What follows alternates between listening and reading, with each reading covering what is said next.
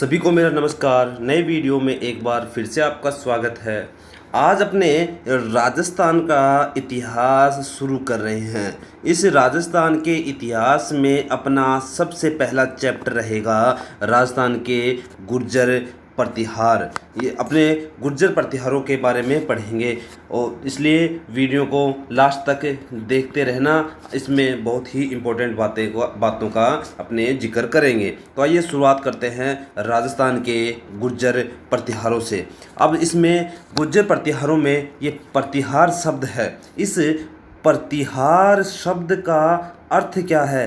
प्रतिहार शब्द का अर्थ की बात करें तो इसका अर्थ है द्वारपाल। इसका अर्थ है द्वारपाल। इस द्वारपाल का अर्थ क्यों पड़ता है? प्रतिहारों से द्वारपाल से क्या नाता रहा? तो बताया जाता है कि जब अरब आक्रमणकारी भारत पर हमला करते थे, भारत पर आक्रमण करते थे, उनसे अपनी रक्षा करते थे, उनसे अपनी रक्षा करते थे। इस कारण इनको क्या कहने लगे? इनको द्वारपाल के नाम से जाने जाने लगे। द्वारपाल मतलब प्रतिहार। तो गुर्जर प्रतिहारों में प्रतिहार शब्द का मतलब ये था। ये जो गुर्जर प्रतिहार हैं अपने आप को लक्ष्मण का वंशज मानते हैं, अपने आप को लक्ष्मण का वंशज भी मानते हैं। ये अपने आप को सूर्यवंशी मानते हैं, सूर्यवंशी। और ये अपने आप को रघुवंशी भी मानते हैं, रघुवंशी भी मानते हैं। अगर इनके शासन की बात की जाए तो इनका शासन कब तक रहा? तो बताया जाता है कि इनका शासन छठी शताब्दी से लेकर 10वीं शताब्दी तक इनका शासन रहा। इनका शासन 6ठी से 10वीं शताब्दी तक रहा। और मुख्य तौर पे अगर इन क्षेत्र की बात करें तो किस क्षेत्र में इनका प्रभाव रहा? तो एक तो मंडोर है, मंडोर पड़ता है जोधपुर में, मंडोर जोधपुर का। और दूसरे की बात करें तो बीनमाल जालोर। इस दो जगह पर गुर्जर प्रतिहारों का शासन मतलब क्षेत्र रहा। अगर इनके शक्ति का केंद्र बताएं तो इनके शक्ति का केंद्र है तो दो जगह याद रखना इनका। एक तो उज्जैन था, ठीक है, एक तो उज्जैन था और दूसरा था कन्नौज। यहाँ दो क्षेत्र हैं, इनमें इनका प्रमुख रूप से शक्ति का केंद्र रहा। लेकिन इनमें जब बताया जाता है कि इनका शासनकाल 6ठी से 10वीं शताब्दी तक है, लेकिन इनका जो प्रभावशाली शासन कब तक रहा? प्रभावशाली मतलब ये अपने पीक पर कब तक थे? तो ये 8वीं से 10वीं शताब्दी तक इनका प्रभाव, इनका वर्चस्व बहुत अधिक रहा था। लेकिन एक बात याद रखना, इम्पोर्टेंट बात बता रहा हूँ आपको। Doctor R.C. मजूमदार जी कहते हैं कि इनका शासन, यहाँ ये लाइन इम्पोर्टेंट है, मजूमदार कहते हैं कि इनका शासन रहा 6ठी शताब्दी से लेकर 11वीं शताब्दी तक इनका शासन रहा। Doctor R.C. मजूमदार के अनुसार ये लाइन हूबहू एग्जाम में पूछी जाती है और पूछी गई है ये लाइन, ठीक है।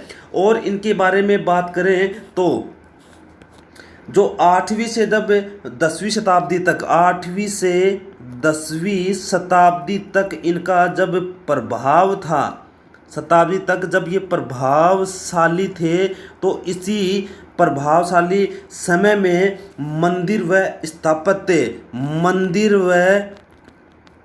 स्थापत्य कला का वर्चस्व या निर्माण होता है। स्थापत्य का निर्माण किया जाता है। तो जिसमें बात करें तो किसका निर्माण किया जाता है? तो एक तो महामारू शैली का, महामारू शैली का संबंध गुर्जर प्रतिहारों से है और इसी को कहते हैं गुर्जर प्रतिहार शैली। इसी को कहते हैं गुर्जर प्रतिहार शैली। इसी को गुर्जर प्रतिहार शैली के नाम से जाना जाता है। इनका प्रभाव केंद्र रहा था मारवाड़। प्रभाव केंद्र रहा था मारवाड़। ठीक है, ये इनका प्रभाव केंद्र रहा था मारवाड़। इनके बारे में आगे बढ़ते हैं। इस वंश की जो प्राचीनता की बात करें तो बादामी के चालुक्य शासक थे। बादामी के चालुक्य शासक चालुक्य नरेश जो थे वो थे पुलकेशिन द्वितीय। पुलकेशिन द्वितीय थे। इन्होंने अपने ऐहोल अभिलेख में, याद रखना ऐहोल अभिलेख में, इस बात को याद रखना, इन्होंने अपने ऐहोल अभिलेख में गुज्जर जाति का सर्वप्रथम प्रयोग किया था। गुज्जर जाति का सबसे पहले प्रयोग कब किया था? तो बादामी के चालुक्य शासक थे पुलकेशिन द्वितीय थे, जिनका एक अभिलेख था ऐहोल अभिलेख, जिसमें सबसे पहले गुज्जर जाति का उल्लेख किया गया था। अब इसके बाद बात करें तो चीनी यात्री हेनस्यांग था। चीनी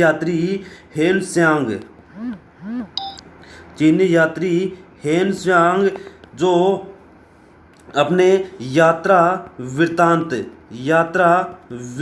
में बताया कि यात्रा वृत्तांत जिसका नाम था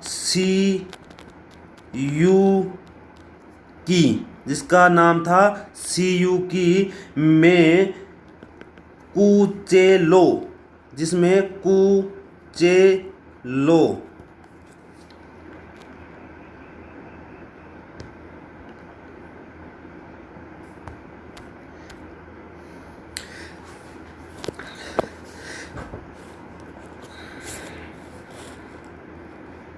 देखो। अब आगे बात करें तो एक चीनी यात्री था जिसका नाम था हेनस्यांग था, जिसने अपने यात्रा वृत्तांत में इनका यात्रा वृत्तांत का नाम था सीयूकी में, यात्रा वृत्तांत का नाम था सीयूकी में कुचेलो शब्द का प्रयोग किया। इस कुचेलो का अर्थ है गुज्जर। इस कुचेलो का अर्थ है गुज्जर। इस गुज्जर का उल्लेख किया चीनी यात्री हेनस्यांग ने किया, जिसकी राजधानी इन्होंने बताई थी। देखो, अपने यात्रा वृत्तांत का नाम याद रखना सीयूकी, और जिसमें कुचेलो शब्द का प्रयोग किया। इस कुचेलो का अर्थ है गुज्जर। इस गुज्जर का अर्थ से इनकी राजधानी इन्होंने बताई। इनकी राजधानी बताई पीलोमोलो। इन्होंने इनकी राजधानी बताई पीलोमोलो। किन्होंने बताई? तो हेनस्यांग ने बताई।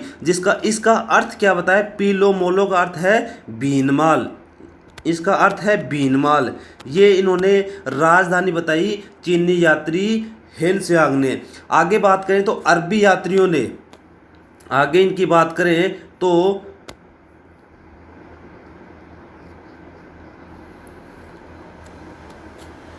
अरबी यात्री आए थे। तो अरबी यात्री इनको क्या कहा? अरबी यात्रियों ने गुज्जरों को जुर्ज कहा। क्या कहा? जुर्ज कहा। और अल मसूदी ने गुज्जरों को जुर्ज किसने कहा? अरब यात्री गुज्जरों को जुर्ज कहते हैं। और अल मसूदी अल मसूदी इन गुज्जर प्रतिहारों को कहा था अल गुज्जर, इनको कहा था अल मसूदी ने अल गुज्जर कहा था, यह याद रखना।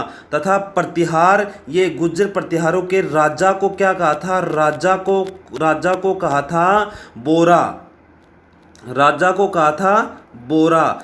देखो अरबी यात्री ने कहा जुर्ज, अल मसूदी ने कहा अल गुज्जर, इनके जो राजा थे उनको कहा अल मसूदी ने बोरा कहा था।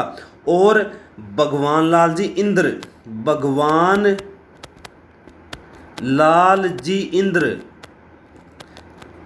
भगवान लाल जी इंद्र ने इनको क्या कहा था, तो इनको गुजर कहा था, गुजर कहा था, याद रखना। क्यों कहा था, क्योंकि इन्होंने बताया कि ये गुजरात के रहने वाले थे, इसके लिए इनको गुज्जर शब्द दिया भगवान लाल इंद्र जी ने। अब इनके आगे बात करते हैं तो अलग अलग विद्वानों ने इनको अलग अलग संज्ञा देते हैं। तो सबसे पहले जो अभिलेखों में बात करें तो एक देवली अभिलेख है, देवली, ठीक है। उसके बाद याद रखना राधनपुर एक अभिलेख है, राधनपुर अभिलेख है, ठीक है। देवली, राधनपुर और करडहा ये अभिलेख हैं। इनको, इनमें गुज्जर प्रतिहार कहा। देखो देवली, राधनपुर, करडहा अभिलेखों में क्या कहा, अभिलेखों में इनको गुज्जर प्रतिहार कहा, इनको गुज्जर प्रतिहार कहा। तो एग्जाम में पूछ ले कि गुज्जर प्रतिहार किस अभिलेख में कहा गया, तो देवली, राधनपुर और करडहा अभिलेखों में गुज्जर प्रतिहार कहा। अब देखो इनको आगे जाकर जो अलग अलग विद्वान थे उन्होंने इनको अलग अलग संज्ञा दी। तो इन्होंने गौरी शंकर ओझा, गौरी शंकर ओझा, गौरी शंकर ओझा इनको क्या मानते हैं, तो वो मानते हैं जी क्षत्रिय, वो इनको मानते हैं क्षत्रिय। जॉर्ज कैनेडी कहते हैं, जॉर्ज कैनेडी कहते हैं, जॉर्ज कैनेडी कहते हैं ईरानी मूल के। गुज्जरों के वर्णन करते हैं अलग अलग विद्वान, जिनमें देखो गुज्जर प्रतिहारों गौरी शंकर जी कहते हैं कि ये क्षत्रिय थे, जॉर्ज कैनेडी कहते हैं गुज्जर प्रतिहार ईरानी मूल के थे, और मिस्टर जैक्सन कहते हैं, मिस्टर जैक्सन क्या कहते हैं, तो मिस्टर जैक्सन ने इनको विदेशी बताया, इनको विदेशी संतान बताया, विदेशी मिस्टर जैक्सन ने बताया। कनिंघम ने इनको कुषाण वंशी बताया, कनिंघम ने इनको कुषाण वंशी बताया, कनिंघम ने इनको कुषाण वंशी बताया। और डॉक्टर भंडारकर ने इनको खिजरों की संतान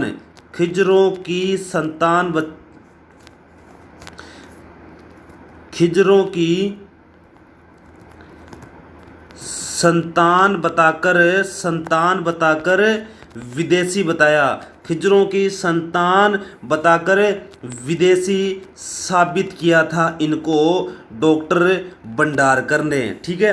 केवल विदेशी की बात करें तो विदेशी कहा था मिस्टर जैक्सन ने, केवल विदेशी, और भंडारकर ने खिजरों की संतान बताकर इनको विदेशी साबित किया था। और अंतिम बचते हैं स्मिथ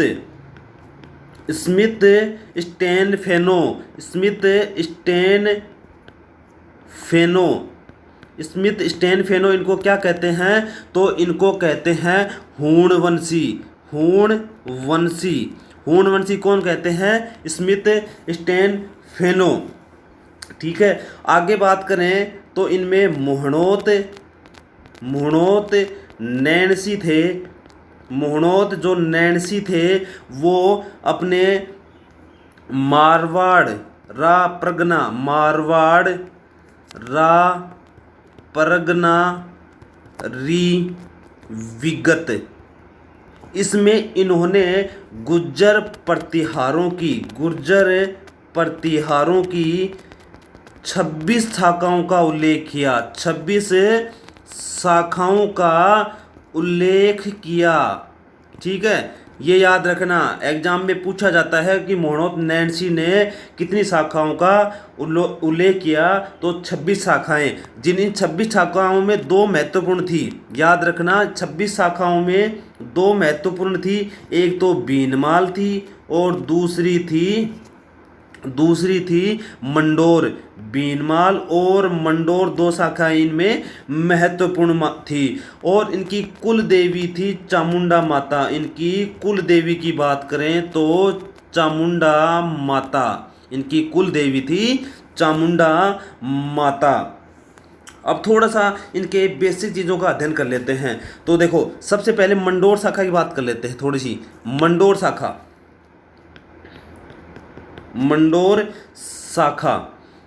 ये मंडोर शाखा कहाँ है, तो जोधपुर वाली मंडोर शाखा है। इसमें इसका विस्तार से आगे अध्ययन करेंगे लेकिन थोड़ा सा चर्चा कर लेते हैं यहाँ पर। इनके संस्थापक कौन थे, तो इसके संस्थापक थे रज्जिल। ठीक है, मंडोर शाखा के संस्थापक रज्जिल थे। और मंडोर शाखा के गुर्जर प्रतिहार का वंश का संस्थापक, देखो संस्थापक और वंश का संस्थापक दोनों अलग अलग हैं। ठीक है, दोनों अलग अलग है। अगर गुर्जर प्रतिहार वंश का संस्थापक का पूछे तो वो थे हरिश्चंद्र। ठीक है, हरिश्चंद्र। ठीक है, और ये जो मंडोर थे अपने आप को क्या कहते थे, क्षत्रिय बताते थे, अपने आप को क्षत्रिय कहते थे। और इनकी प्रारंभिक राजधानी कौन, ये जो थी इनकी प्रारंभिक राजधानी भी रही थी। ठीक है, दूसरी शाखा पड़ती है बीनमाल वाली। बीनमाल मतलब जालोर।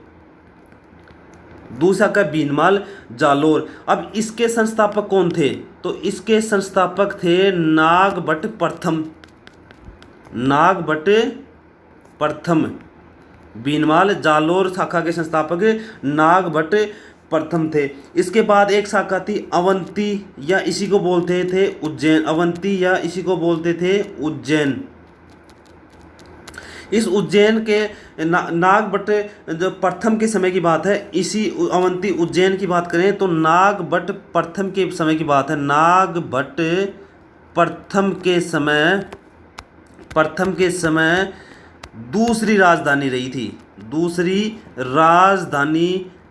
थी। ठीक है, ये छोटी सी चीज़ें अपने जिक्र कर ली। अब एक छोटी सी शाखा रहेगी कन्नौज शाखा। यहाँ से एग्जाम में पूछा जाता है, इसलिए मैंने शुरू में एक बार बता देता हूँ जिससे आपको याद रहे। तो नागभट्ट द्वितीय ने, याद रखना, नागभट्ट प्रथम का जिक्र किया उज्जैन वाली में, तो नागभट्ट द्वितीय का जिक्र करते हैं कन्नौज को जीतकर राजधानी बनाते हैं। राजधानी कौन बनाते हैं, तो नागभट्ट द्वितीय कन्नौज शाखा को जीतकर इनको राजधानी बनाते हैं। अब देखो, थोड़ी सी जिक्र अब शुरू करते हैं गुर्जर प्रतिहार का शुरुआत चैप्टर। तो देखो, सबसे पहले अपने मंडोर शाखा की बात करते हैं। तो मंडोर शाखा, ठीक है, सबसे पहले मंडोर शाखा। तो गुर्जर प्रतिहारों की इन शाखाओं में जितनी 26 शाखाओं का जिक्र कर रहे थे ना अपने मनोज नैन सिंह अनुसार, सबसे प्राचीन एवं महत्वपूर्ण शाखा कौन सी थी, तो वो थी मंडोर शाखा। ठीक है, इसका जो अभिलेख की बात करें तो प्रथम एक अभिलेख था। प्रथम अभिलेख जो जिसमें जिक्र कर रहे हैं, प्रथम अभिलेख जोधपुर शहर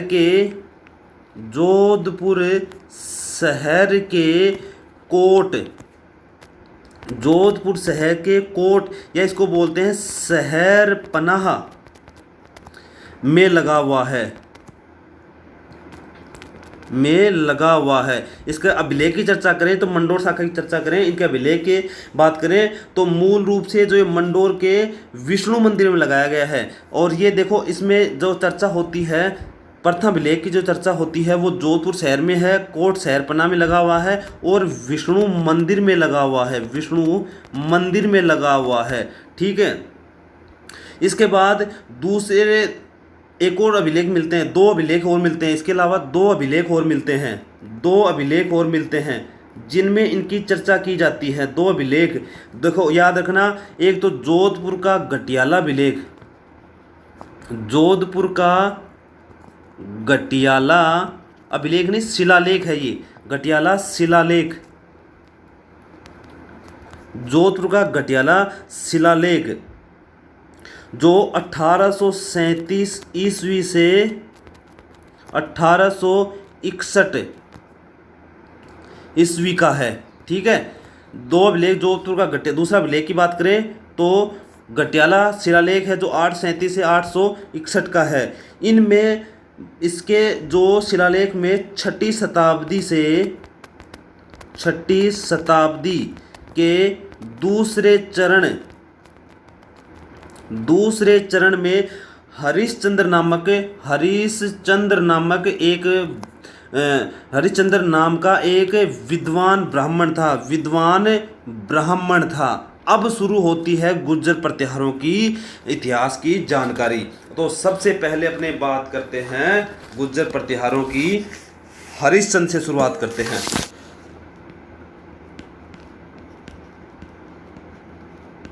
हरिश्चंद्र, तो देखो प्रतिहार वंश का संस्थापक हरिश्चंद्र की बात करें तो प्रतिहार वंश का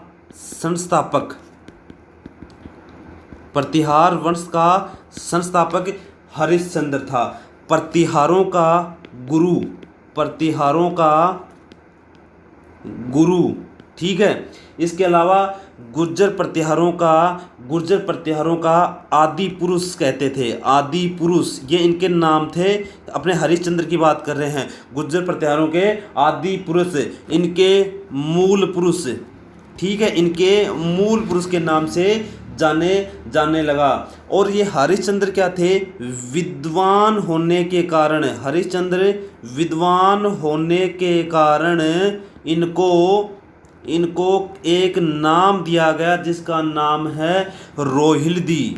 रोहिल्दी, विद्वान होने के कारण इनको एक नाम दिया गया जिसका नाम है रोहिल्दी। इस हरिश्चंद्र की 2 पत्नियां थी। ठीक है, 2 पत्नियां थी। इन 2 पत्नियों में एक थी ब्राह्मण, 2 पत्नियां थी जिसमें एक थी ब्राह्मण और दूसरी थी क्षत्रिय। 2 पत्नियां थी, एक ब्राह्मण दूसरी क्षत्रिय। अब क्षत्रिय पत्नी का नाम क्या था, तो इसका नाम था भद्रा। क्षत्रिय पत्नी का नाम था भद्रा। ठीक है, और इनकी जो क्षत्रिय पत्नी के 4 पुत्र थे। क्षत्रिय जो पत्नी थे उसके क्षत्रिय पत्नी के 4 पुत्र थे, जिनमें सबसे पहले याद रखना भोगभट था। सबसे पहले भोगभट था, उसके बाद कदक था, उसके बाद रज्जिल और दह। ये रज्जिल 3 नंबर का और चौथे नंबर का दह। ये थे हरिश्चंद्र के क्षत्रिय पत्नी भद्रा के 4 पुत्र। आगे जाके शासन होता है किनके हाथ में, तो रज्जिल के। ठीक है, रज्जिल के। अब अपने बात करते हैं रज्जिल की। अब आगे जाके जो जिक्र होता है तो देखो आदि पुरुष का अपना जिक्र किया था, गुर्जर प्रतिहारों के जो आदि पुरुष हैं उनका अपने जिक्र किया था। तो आदि पुरुष कौन थे, तो आदि पुरुष थे हरिश्चंद्र। आदि पुरुष कौन थे, तो हरिश्चंद्र। अब आगे बात आती है तो मंडोर शाखा की बात कर रहे थे अपने, तो मंडोर के गुर्जर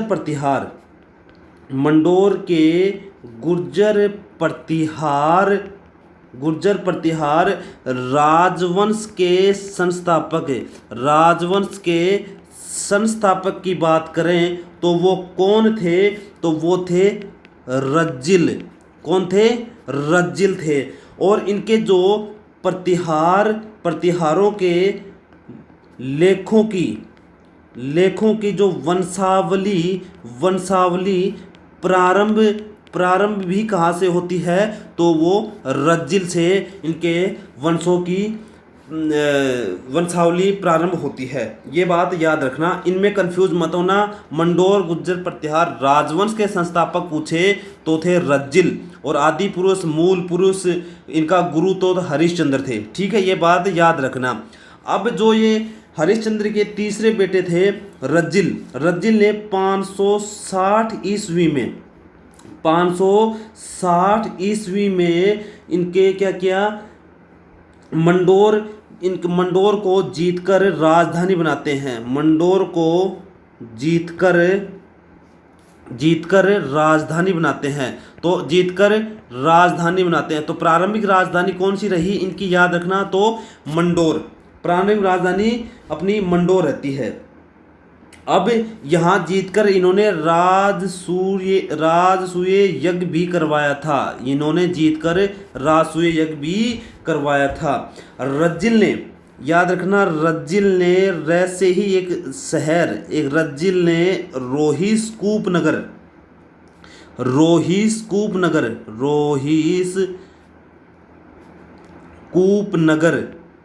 इस रोहिस्कूप नगर में एक महामंडलेश्वर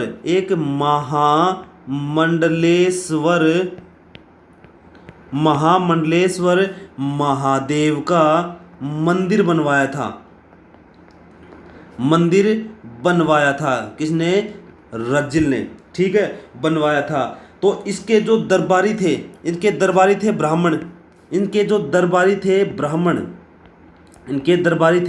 एक ब्राह्मण थे जिनका नाम था नरहरि।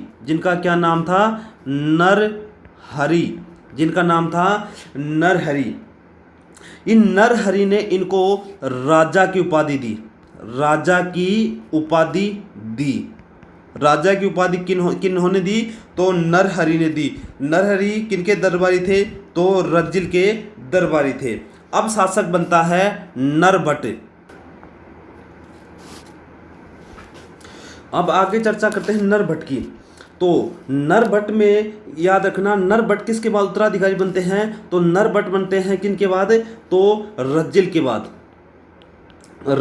बाद उत्तराधिकारी, रज्जिल के बाद नरभट्ट बनते हैं। ठीक है, अब रज्जिल के द्वारा एक शहर बसाया गया था, रोहिस्कूप नगर। इस रोहिस्कूप नगर में रज्जिल ने तो मंडलेश्वर मंदिर बनवाया।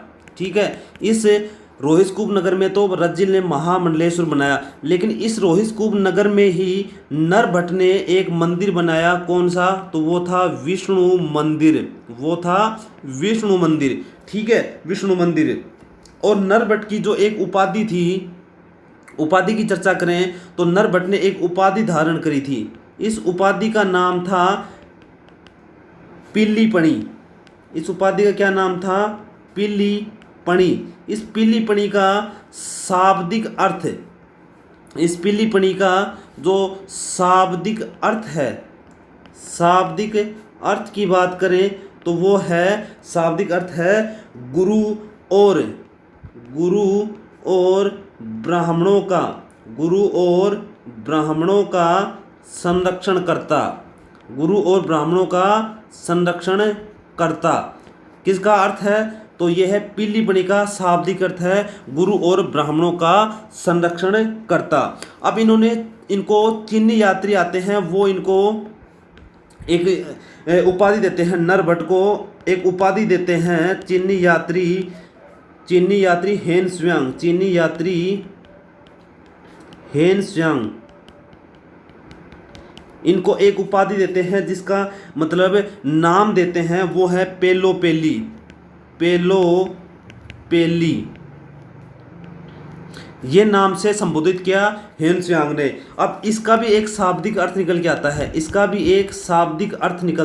शाब्दिक अर्थ का जिक्र होता है। इस पेलोपनी का अर्थ जो निकलता है वो है साहसिक कार्य करने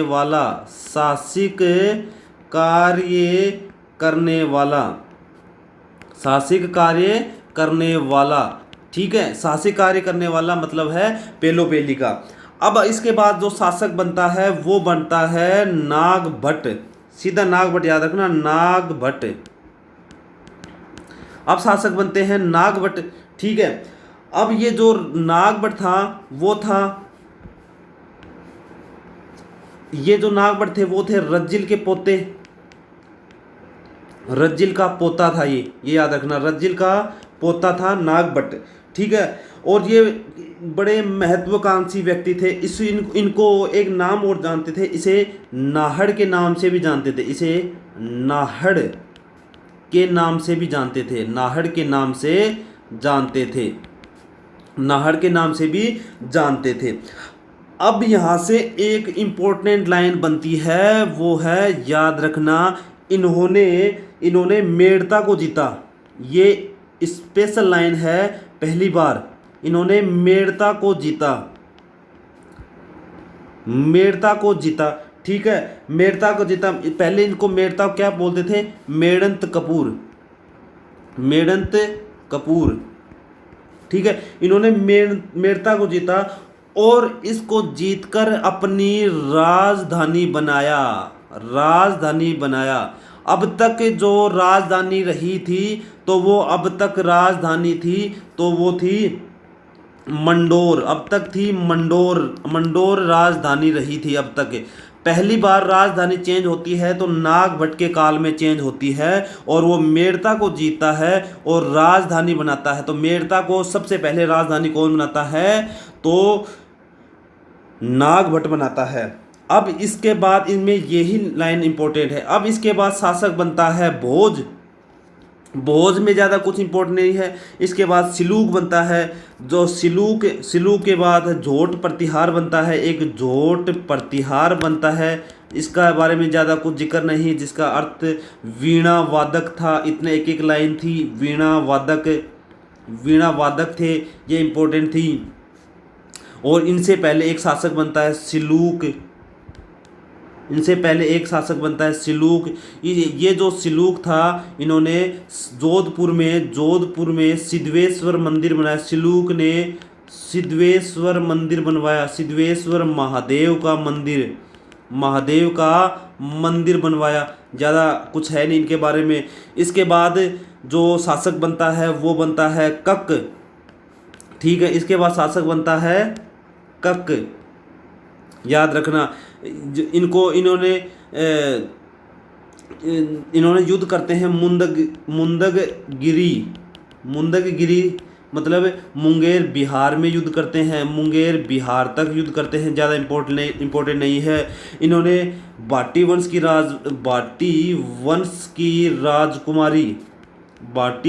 की राजकुमारी थी जिसका नाम था पद्मनी, जिसका नाम था पद्मनी से विवाह किया था। हाँ, इनके जो बेटा होता है वो होता है दुर्लभ, इनके जो बेटा होता है वो होता है दुर्लभ। कुछ याद नहीं।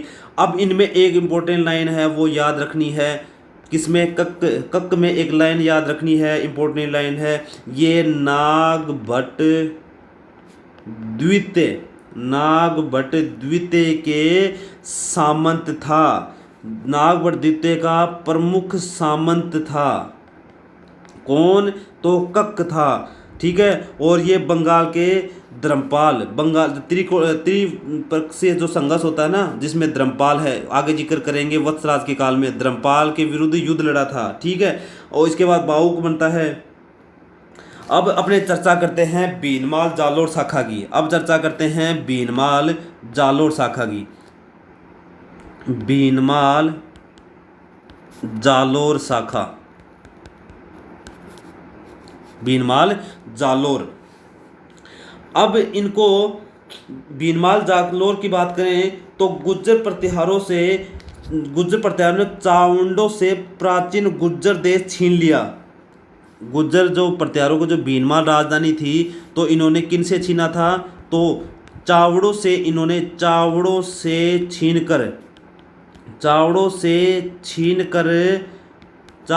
छीन कर इन्होंने बीनमाल को राजधानी बनाया, बीनमाल को राजधानी बनाते हैं चावड़ों से छीनकर। और इनकी उत्पत्ति के विषय में अगर पूछें, इनके उत्पत्ति के विषय की अगर चर्चा करें तो इनकी उत्पत्ति के बारे में ग्वालियर प्रशस्ति में जिक्र है। ग्वालियर प्रशस्ति में इनका जिक्र किया गया है, बीरमाल के गुज्जर प्रतिहारों का। और ये जो ग्वालियर प्रशस्ति थी तो ये कब किसके काल में, तो एक प्रतिहार शासक था, प्रतिहार शासक भोज। प्रतिहार शासक कौन था, भोज प्रथम। भोज प्रथम के काल में बनी थी, भोज प्रथम के काल में बनी कौन सी, ग्वालियर प्रशस्ति। ठीक है। और इनके जो मतलब एक कवि था राजशेखर, इनके जो एक कवि था, कवि का नाम था राजशेखर। इनमें भी, इनके ग्रंथों में भी इनकी जानकारी मिलती है। आइए शुरुआत करते हैं बीरमाल की सबसे पहले शासक की। तो वो थे नागभट्ट प्रथम। नागभट्ट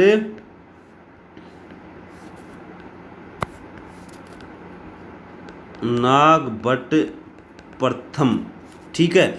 अब इनका जो शासन रहा था इनका, तो याद रखना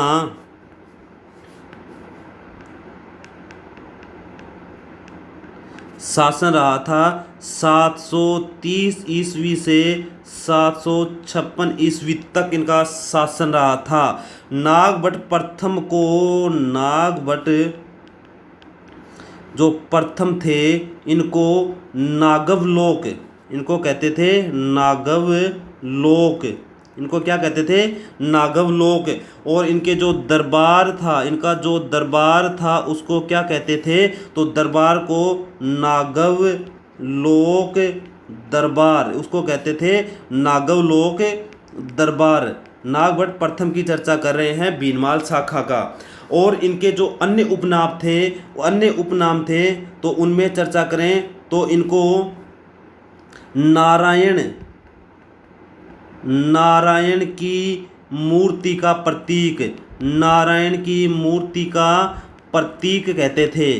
किनको, नागभट्ट प्रथम को। इनको राम का प्रतिहार कहते थे, इनको राम का प्रतिहार कहते थे। इनको क्षत्रिय ब्राह्मण कहते थे, इनको क्षत्रिय ब्राह्मण भी कहते थे। इनको इंद्र के दंभ का नाशक, इंद्र के दंभ का नाशक भी कहते थे, इंद्र के दंभ का नाशक। और इनको मलेच्छ मतलब विदेशी, मलेच्छ नाशक भी कहते थे, मलेच्छ नाशक। ये सारे उपनाम किनके थे, तो नागभट्ट प्रथम के उपनाम थे। नागभट्ट प्रथम को प्रतिहार, देखो संस्थापक की चर्चा करी। अब आगे देखो, अपने याद रखना, अपने संस्थापक की चर्चा करी। सबसे पहले संस्थापक की चर्चा करी मंडोर शाखा में, तो संस्थापक हरिश्चंद्र की बात हुई, हरिश्चंद्र। अब मंडोर शाखा की जो राजवंश की है ना, गुज्जर राजवंश के, मंडोर शाखा के गुज्जर राजवंश का संस्थापक किसको बताया, राजवंश मंडोर गुज्जर राजवंश का संस्थापक बताया अपने रज्जिल को। ये भी बात कन्फर्म है। अब यहाँ से एक और याद रखना, ठीक है, जो नागभट्ट प्रथम है ना, नागभट्ट प्रथम, इनको प्रतिहार साम्राज्य का संस्थापक कहते हैं। प्रतिहार साम्राज्य का संस्थापक कौन था, तो नागभट्ट प्रथम को कहा जाता है। अब इसकी जानकारी की बात करें, इनकी जानकारी कहाँ से मिलती है, तो पुलकेशिन द्वितीय के ऐहोल अभिलेख से इसकी जानकारी मिलती है। किसकी जानकारी मिलती है, तो प्रतिहार साम्राज्य का संस्थापक की जानकारी मिलती है। मंडोर के गुज्जर प्रतिहार राजवंश का संस्थापक रज्जिल, प्रतिहार वंश का संस्थापक हरिश्चंद्र, नागभट्ट प्रथम को प्रतिहार साम्राज्य का संस्थापक कहते हैं। ठीक है। अब आगे चर्चा करते हैं, तो नागभट्ट प्रथम ने किसको जीता? नागभट्ट प्रथम ने, नागभट्ट प्रथम ने 730 ईस्वी में चावड़ों से, 730 ईस्वी में चावड़ों से भीनमाल को जीता, भीनमाल को जीता और क्या बनाया? राजधानी बनाया। क्या बनाया? राजधानी। भीनमाल को राजधानी बनाया। कौन? नागभट्ट प्रथम। ठीक है। नागभट्ट प्रथम के बारे में बात करें तो आगे जाकर इन्होंने, नागभट्ट प्रथम की बात करें तो पहली राजधानी कौन सी थी? पहली राजधानी कौन सी थी? तो भीनमाल। ठीक है। अब दूसरी जो राजधानी की बात करते हैं। ठीक है। भीनमाल आबू और जालोर को जीतते हैं, आबू और जालोर को जीतता है, याद रखना, आबू और जालोर को जीतता है। उसके बाद इसने उज्जैन, इसी को क्या कहते हैं? अवंतिका। उज्जैन अवंतिका को जीतकर दूसरी राजधानी बनाई। ये इंपॉर्टेंट है, दूसरी राजधानी बनाते हैं। अब तक 4 राजधानी को जिक्र हो चुके हैं। मंडोर की 2, एक नागभट्ट के टाइम में जो बनती है मेड़ंत कपूर, और इसके बाद नागभट्ट प्रथम के काल में बनती है पहली भीनमाल, दूसरी बनती है उज्जैन या अवंतिका, दूसरी राजधानी बनती है। और इन्होंने नागभट्ट के प्रथम के समय सभी राजपूत वंश थे, जो सभी राजपूत वंश थे, वो किनके संस्थापक सामंत के रूप में काम किया? तो चौहानों के रूप में, चंदेल, चालुक्य, इनके सामंत के रूप में काम किया। सामंत के रूप में काम किनके शासनकाल में? नागभट्ट प्रथम के शासनकाल में। ठीक है। आगे अगर इनकी चर्चा करें तो संस्कृत महाकाव्य है, एक संस्कृत महाकाव्य है जिसका नाम है शिशुपाल वदम,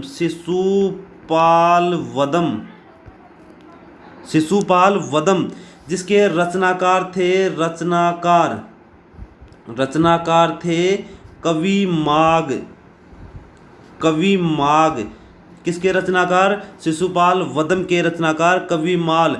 इनका संबंध भी किनके साथ, कहाँ का संबंध किनके साथ रहा? तो भीनमाल जालोर के साथ इनका संबंध रहा था। और इनके बारे में आगे बात करें तो जो नागभट्ट प्रथम का जो नागभट्ट, एक मिनट,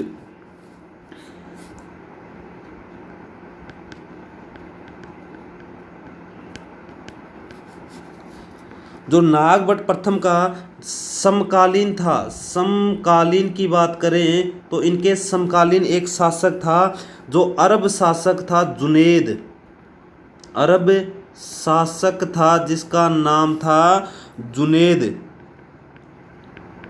यहाँ से लाइन इंपॉर्टेंट बनती है, ये लाइन इंपॉर्टेंट है। इनके एक अरब शासक था जुनैद। इन्होंने जुनैद के नियंत्रण से एक जगह का मतलब छीनी थी जिसको नाम है बड़ौच। बड़ौच को छीनकर नागभट्ट प्रथम ने चाहमान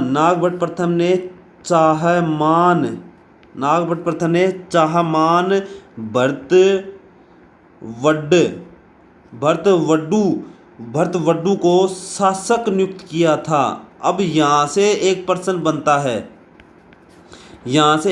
बनता है, इनके समकालीन कौन था? नागभट्ट प्रथम के समकालीन कौन था? तो शासक था जुनैद, अरब शासक था जुनैद। ठीक है। और इनके बाद जो अगला शासक बनता है वो बनता है ककुस्त। अगला शासक जो बनता है वो बनता है ककुस्त।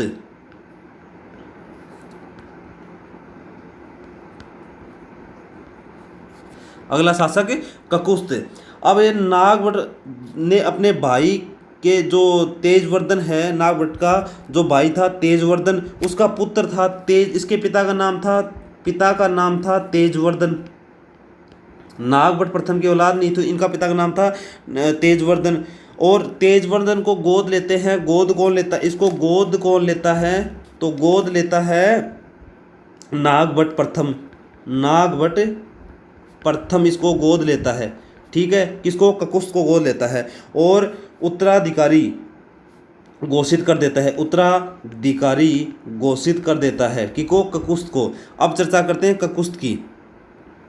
अब इन्होंने ककुस्थ ने मंडोर में विजय स्तंभ, ककुस्थ की बात करें तो इंपॉर्टेंट लाइन पहली ही, मंडोर में जो विजय स्तंभ है, विजय स्तंभ है, मंडोर में जो विजय स्तंभ है कि स्थापना करवाता है, कि स्थापना करवाता है। मंडोर में जो विजय स्तंभ है उसकी स्थापना करवाता है और इसके नीचे विष्णु मंदिर का निर्माण करवाता है। विष्णु मंदिर का निर्माण करवाता है। विष्णु मंदिर का निर्माण करवाता है कौन?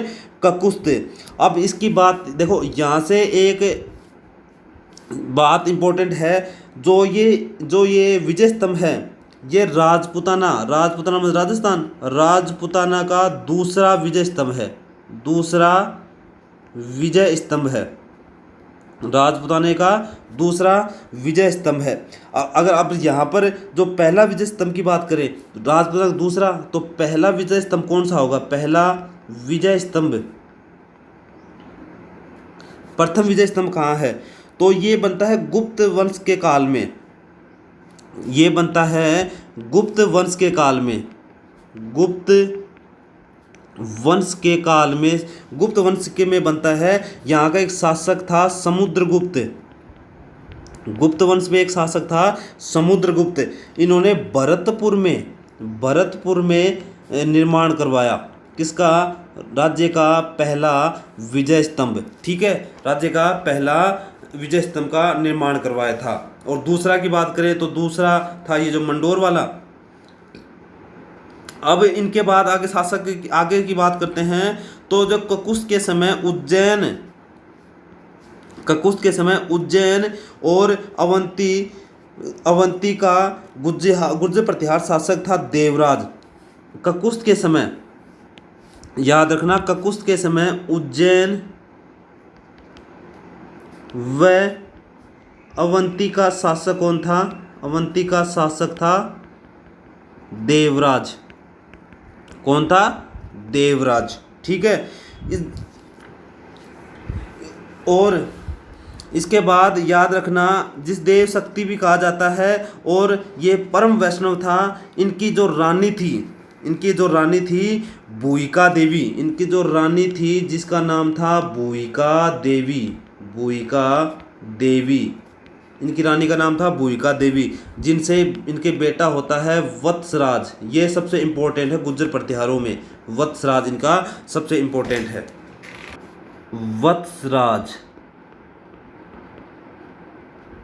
वत्सराज की चर्चा करते हैं। तो जो वत्सराज था वो किसका बेटा था? तो वो था देवराज का बेटा था। इसकी माता का नाम था भूयिका देवी। इनकी माता का नाम था भूयिका देवी। ठीक है, और इस वत्सराज को बीनमाल में, पिता का नाम तो देवराज, माता का नाम भूयिका देवी। इस वत्सराज को बीनमाल, याद रखना, बीनमाल में गुर्जर प्रतिहारों का वास्तविक संस्थापक कहा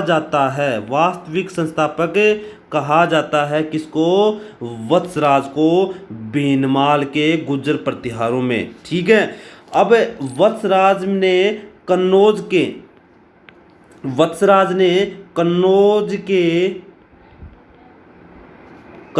के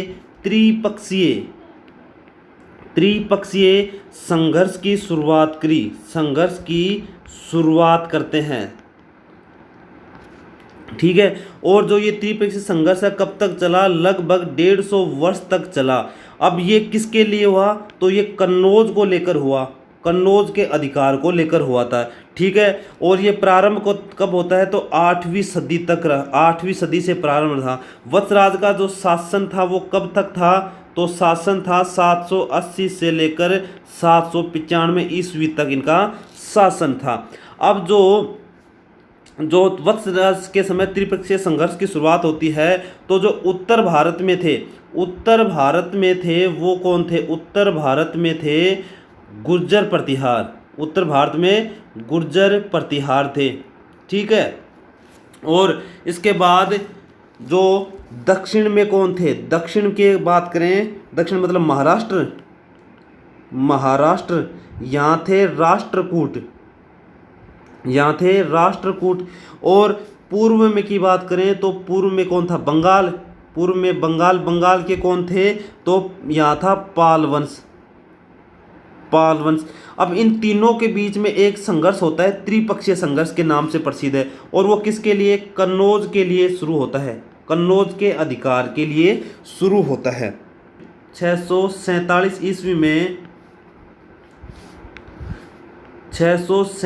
ईस्वी में एक हर्षवर्धन नामक एक शासक था। हर्षवर्धन के समय की बात है। अब ये हर्षवर्धन की होती है मृत्यु 647 में ही। ठीक है, अब उत्तरी भारत में एक जो महत्वपूर्ण जगह थी, वो थी कन्नौज। अब ये कन्नौज बहुत ही महत्वपूर्ण थी।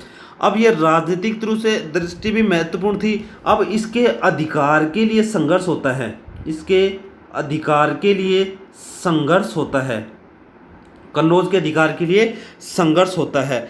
अब इसके बाद कन्नौज पर 647 में हर्षवर्धन, लेकिन 725 से लेकर 752 ईस्वी तक हर्षवर्धन के बाद यशोवर्धन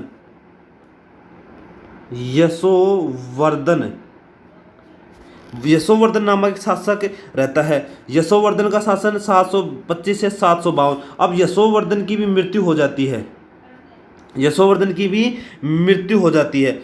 अब यहाँ पर तीन महाशक्तियों का उदय होता है। अब ये तीन महाशक्ति कौन कौन सी थी, अब ये तीन महाशक्ति थी तो उत्तरी भारत में थी गुर्जर प्रतिहार, और जो दक्षिणी भारत में थी राष्ट्रकूट, राष्ट्रकूट थे, और पूर्व में थे पूर्व मतलब बंगाल में थे पाल वंश। अब ये तीन महाशक्तियों का उदय होता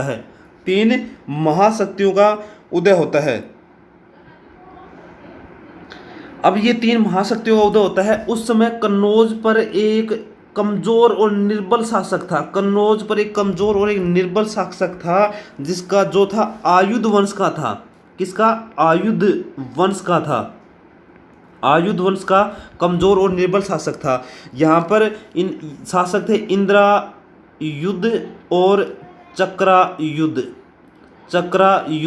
यहाँ पे एक निर्बल शासक थे।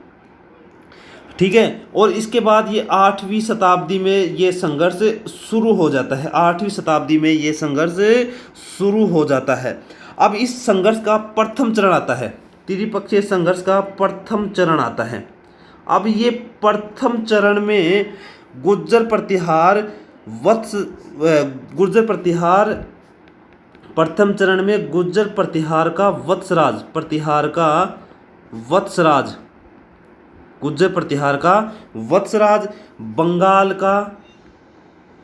बंगाल के पाल वंश का शासक था धर्मपाल। पाल शासक कौन था, धर्मपाल। गुर्जर प्रतिहार का वत्सराज, और राष्ट्रकूट राजा था, राष्ट्रकूटों में था ध्रुव। इनमें संघर्ष होता है। वत्सराज ने कन्नौज पर शासित पहले करते हैं, वत्सराज ने सबसे पहले इंद्रायुध को हराया। आयुध वंश के शासक को इंद्रायुध को हराता है। ठीक है, इंद्रायुध को हराता है। उसके बाद पाल शासक धर्मपाल को, उसके बाद याद रखना जो पाल शासक था, पाल शासक धर्मपाल,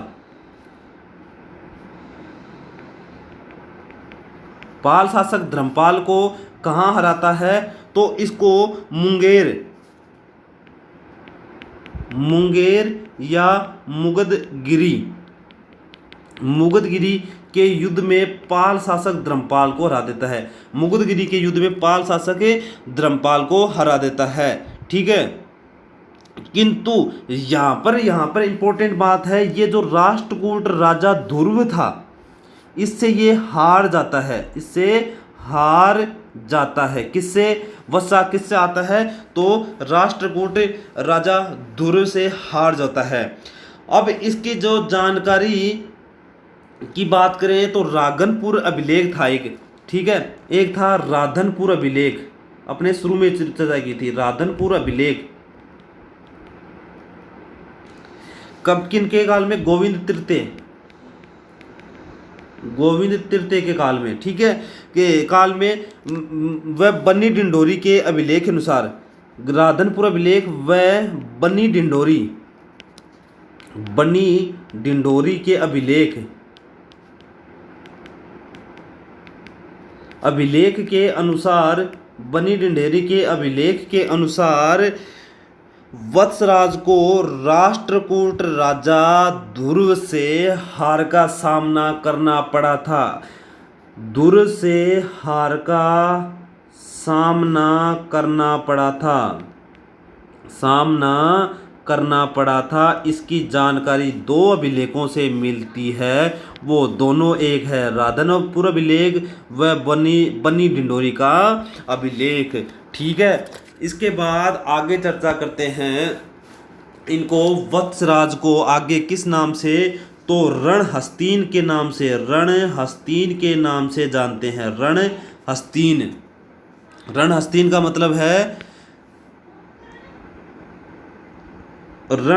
का मतलब है युद्ध का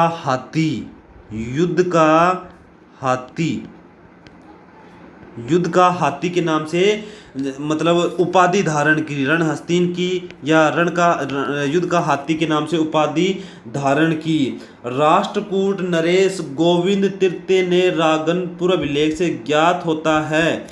राष्ट्रकूट राजा गोविंद तृतीय का राधनपुर अभिलेख से हमें जानकारी मिलती है कि इन्होंने वत्सराज ने गौड़ देश के शासक को परास्त किया था और गौड़ की राजलक्ष्मी को आसानी से हस्तगत कर राजछत्रों को छीन लिया था। और इन्होंने भागवत धर्म को संरक्षण देने के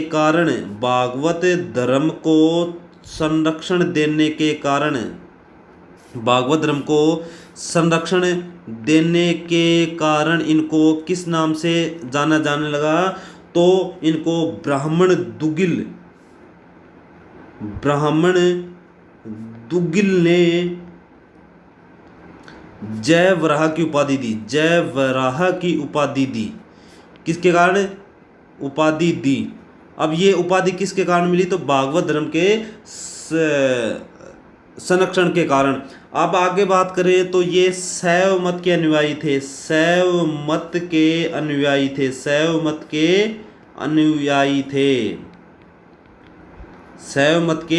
अनुयायी थे। वत्सराज के समय 778 ईस्वी में अगोतन सूरी द्वारा कुल्लेमाला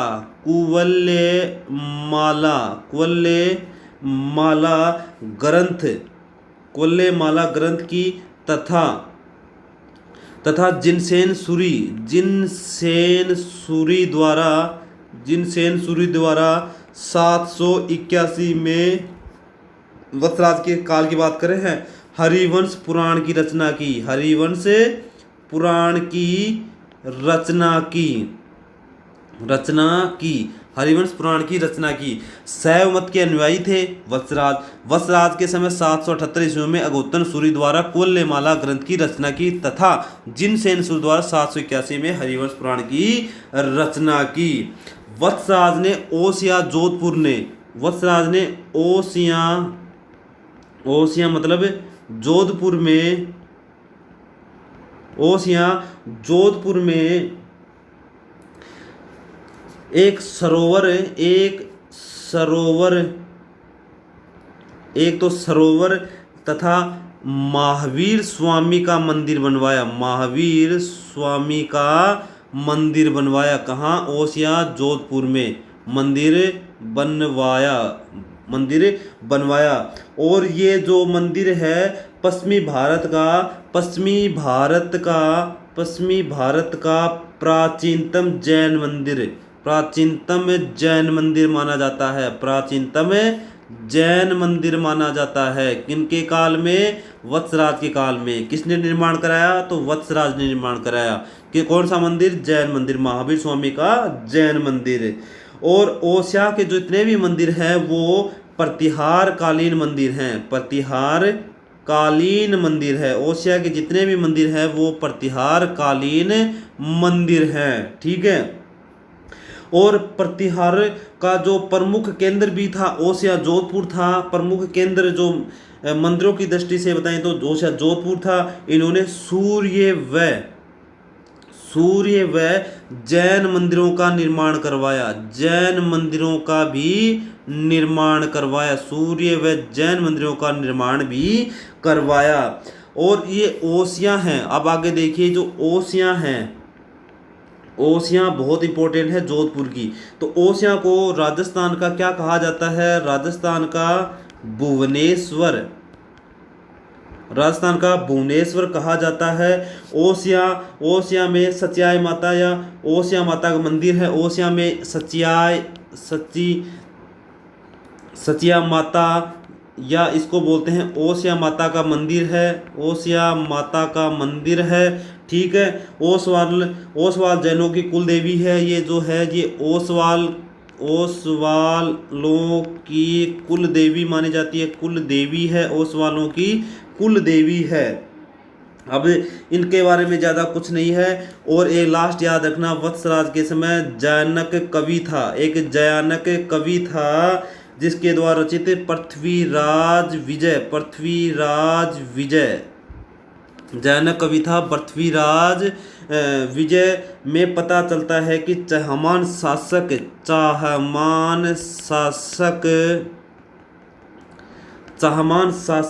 दुर्लभ